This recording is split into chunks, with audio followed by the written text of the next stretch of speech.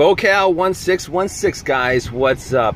So this video is going to be about Nick Paolo's criticism of apparently a promo regarding the usage of certain terms for genders, LGBTs, and in this video, guys, if you've seen the video. So here's the thing. Obviously, Nick's criticizing this whole entire thing. It's a charade, etc., etc. You're making this shit up as you go along.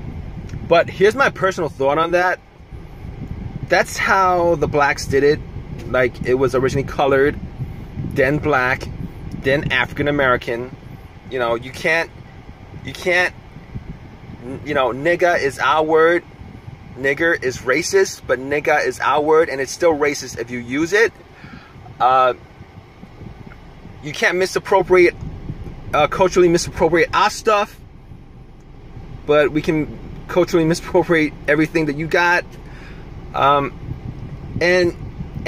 I'm beating a dead horse with this, but you guys didn't stop them from doing it. You guys, some of you guys criticized it. You guys didn't do anything as far as stopping them from doing it, and they might have a point. They might have a point, kind of depending on you know, the situation. But you guys aren't putting up videos about that. You guys didn't put up videos about that. I mean, that was, you know, a little while ago before the internet, but still, criticism of that didn't exist. You know, mainstream criticism of that. As far as mainstream people, celebrities, public voices or whatever, criticizing it, you know, that got shut down. So if that got shut down, you guys allowed it, you guys should allow it for everybody else. Now, they got their race card. The Jews have the anti-Semite card. And, you know, the Jews are a little bit more quiet about that, a little bit more... You know, they'll work around the corners as far as that stuff is concerned, but they'll put it out there that you can't depict, you can't talk about them in a certain way negatively. You can't talk about their stuff at all, or they'll shut you down, because they control Hollywood. I know they say they don't control the media, etc., etc., but everybody knows you get enough Jewish people in certain spots. There's a lot of them in there. There's a lot of them in the media that they kind of work as a network for their own interests. You guys know what I mean. All right, and the blacks have done the same thing for the last 20 years. They kind of connected the network. They've kind of connected the network for their own agenda.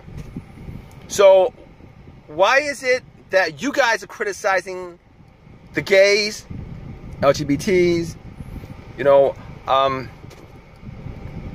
women's rights groups, you know, other groups like people who are pro-fat? That's a group. You know, anti-fat shamers, social justice warriors for whatever their cause is. Why the hell are you guys now so loud and vociferous in your indignation of these other groups? You guys can't do that. You guys can't have it one way towards certain groups and then one way towards another. You guys can't, you know, it's a hypocrisy that is existing right now, particularly with a lot of these black conservatives. All these channels that are popping up with black conservatives, you know, voicing their opinion, their disdain of what's currently happening with the whole social justice warrior agenda. Like I said, if you guys haven't watched my other video, watch my video on that about hypocrisy and these black conservatives. All right, look in the mirror. You guys know what your history is. All right, don't go out and criticize and bash and just talk badly about other groups and their agenda and what they want to do with their own interests when you've done that yourselves for the last 20 years. And for these white conservatives, well, don't go out and bash these other groups when you guys allowed other groups, bigger groups that have more of a connection to your interests or impeding your interests than these other groups. Like I said, all right, I read stories all the time about, you know, about black people stepping outside of their lanes as far as crime is concerned, as far as, I call it hate crimes because, you know, anytime there is, you kind of know what the context of a hate crime is, all right? And, you know, them walking around punching people punching white people in Philadelphia, them going around robbing stores and flash mobs, them going around at carnivals and just punching people, throwing, you know, some white dude off the bus, old white dude off the bus and killing him, you know, sitting there in a nursing home while some white dude dies. Now, I'm not for white people. I'm not against black people. I'm not pro or anti any of these people. I'm not a racist person at all. I don't really care what you think. All right, those are real stories that exist. All right, you know, if any of a couple of those things happen, oh, I forgot, all the white chicks that got raped by black guys, that's a big one too, because it comes up every other day. There's a story about that. All right, if any of that stuff actually was the reverse, where it was like white people doing it to black people, it would be a national, there would be a national outcry over that. All right, there would be protests. There would be, you know, towns would be burning. Like you know, one dude, this who's that black dude that a couple years ago that got shot and then they burned down a town, big national story. But all this stuff is happening against white people and you guys say nothing about it. Apparently they're your best friends these days. All right, like what's the deal with that? I don't understand. Like the more your people get abused physically, psychically, culturally, socially, you guys seem to be friendlier towards them. All right, that's what I've been getting. That's what I've been getting. And you're sending that message out pretty much when you don't actually go out of your way to counter this. All right, I'm just thinking at this point, all these groups that you guys are criticizing, women's rights groups, LGBTs, social justice warriors, they should just probably do what the blacks did over the last 20 years and just go out and just mug you, beat the shit out of you, you know, rape you, you know, whatever it is. And then you'll be a lot nicer towards them. You know, come on. You know what I'm talking about. I'm not even making this stuff up. This is reality here. All right? I've been seeing this and I'm thinking to myself, just scratching my head. Shouldn't you guys just stand up for yourself? Shouldn't you guys be going after the one group that actually has this, that's actually fucking you guys up? I mean, so instead of doing that, you guys are now veering towards these other groups that do their own thing. They do their own thing. You know, stuff they do, it doesn't actually affect you in almost any way that could conceivably be threatening to you. Yeah, it could be a nuisance. I could see that. You know, it could stir up debate about stuff, bathrooms and stuff like that. Nobody cares.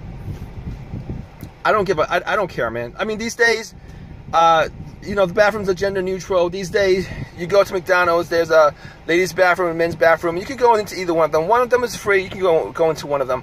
Nobody's going to care. And you guys make like a big deal over that. But having a white woman, a white girl get raped and then having gasoline poured down her throat and then burning her from the inside out, you guys say nothing about that? Come on. Like seriously, which one actually affects you? Which one actually affects you guys? Okay, and at this point I'm thinking, okay, so blacks right now, they're hypocrites. And whites right now, they're just cowards and bullies at this point because you won't counter the very thing that's affecting you, all right? But you go and bully the other groups. That's what you're doing. All right, I'm not making that up. It's not me just throwing that out there. I am throwing that out there, but that's a fact. It's a fact, guys. All right, doing these straight pride parades. Like what is that? How does that whole gay agenda affect you? Now, I'm not even trying to be a devil's advocate on all this stuff. All right, I see stuff where I'm saying, like, what's wrong here? Like, what's wrong here is what I'm doing. I'm like, what's wrong? There's something wrong here. It seems kind of odd, but you guys, and I'm pointing that out to you guys. That's what I'm doing. I'm pointing that out to you guys. All right. But I've been noticing that Nick Paolo, I mean, he at least tries to be fair about his criticism. He at least tries to be fair about his PCism. But then again, he's not going to get any flack from it because that's not who his audience is. His audience is not, his whole entire shtick, his own entire audience is the non-PC audience.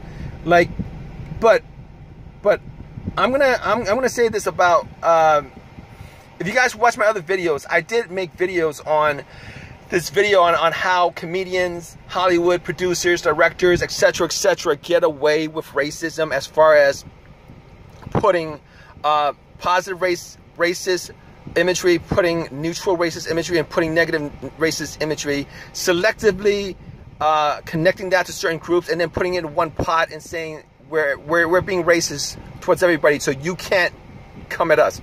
There's one thing that I left out as far as that's concerned. So hypothetically, if they made a scene, that's one other thing that they do, all right, that's selectively racist, that they could get away with when criticizing certain groups. So if they went after like blacks or Jews and they put out something that could be sensitive towards them or negative towards them, all right, they're not just gonna just shove that out there, okay? What they're gonna do is they're gonna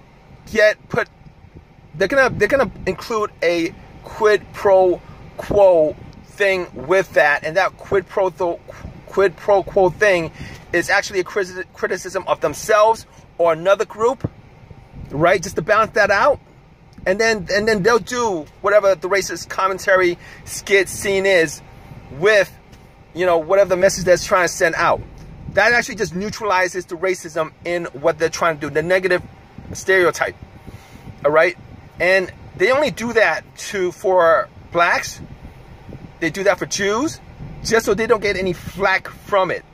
But with Latino Americans, Asian Americans, with a lot of times with sometimes with Muslim Americans, Arabs, Indians, you know, social justice warrior groups, gays or whatever, they don't actually go out of their way to neutralize whatever opinion that they're trying to, you know, if it's semi-racist, they'll just throw it out there. They'll just throw it out there. They don't even bother putting in a quid pro quo for them.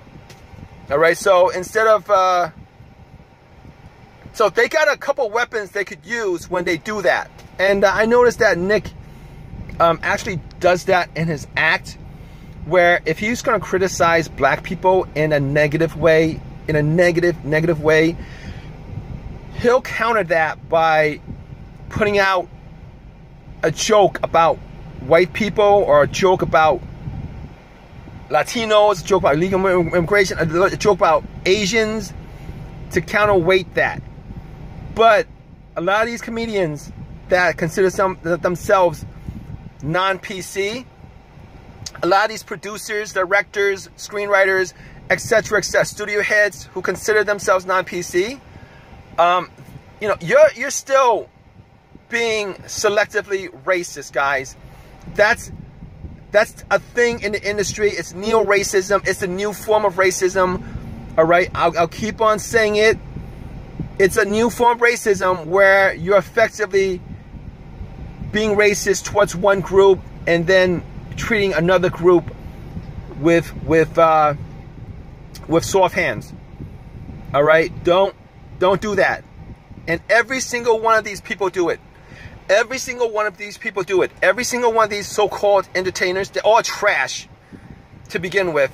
All right, comedians, entertainers, everybody who works in the media knows these games, okay? I'm telling you this because I have an inside background on this, all right? I've worked in the industry for a little bit. I kind of know how they go about things, how they go about treating black actors, over the last 20 years. This is how they've been doing it.